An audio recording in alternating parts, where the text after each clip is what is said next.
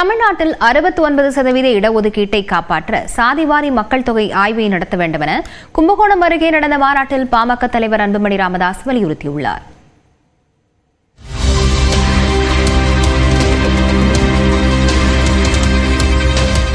தஞ்சாவூர் மாவட்டம் கும்பகோணம் அருகே தாராசுரத்தில் வன்னியர் சங்கம் சார்பில் சோழமண்டல சமய சமுதாய நல்லிணக்க மாநாடு நடைபெற்றது. இதில் பாமக நிறுவனர் ராமதாஸ், பாமக தலைவர் அன்புமணி ராமதாஸ் உள்ளிட்டோர் பங்கேற்றனர்.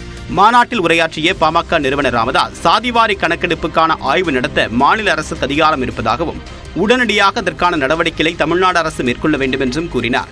தமிழ்நாட்டிலே உடனடியாக சாதிவாரி மக்கள் தொகை கணக்கெடுப்பு நடத்த வேண்டும். நாங்கள் கேட்பது சென்சஸ் கிடையாது, சர்வே கேட்கின்றோம். அதிகாரம் இருந்தோ இல்லை என்று ஒரு பொய்யை மீண்டும் மீண்டும் சொல்லுகின்ற ஸ்டாலின் அவர்கள் நிச்சயமாக மக்கள் சரியான பாடத்தை உங்களுக்கு புகட்டுவார்கள். உங்களுக்கு எல்லா அதிகாரம் இருக்கிறது, நிதியும் இருக்கிறது, சட்டமும் இருக்கிறது, எல்லாம் இருக்கிறது. ஆனால் மனது உங்களுக்கு கிடையாது. முன்னதாக பேசிய பாமக தலைவர் அன்புமணி ராமதாஸ், ஒடுக்கப்பட்ட சமூக மக்களிடையே திமுக பிளவை ஏற்படுத்துவதாக விமர்சித்தார். பீகார், தெலுங்கானா, கர்நாடகா போன்ற மாநிலங்களை பின்பற்றி தமிழ்நாடு அரசும் சாதிவாரி கணக்கெடுப்புக்கான ஆய்வை நடத்த வேண்டும் என்றும், தமிழ்நாட்டில் 69% இடஒதுக்கீட்டை காப்பாற்ற இந்த ஆய்வு நடத்த வேண்டியது அவசியம் என்றும் கூறினார்.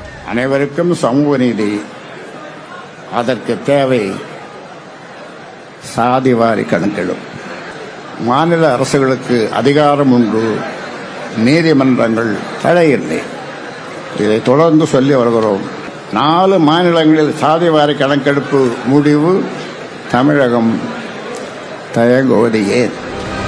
சாதிவாரி கணக்கெடுப்புக்கான ஆய்வை நடத்த கோரி பாமக சார்பில் விரைவில் போராட்டம் முன்னெடுக்கப்படும் என்றும் அன்புமணி தெரிவித்தார்.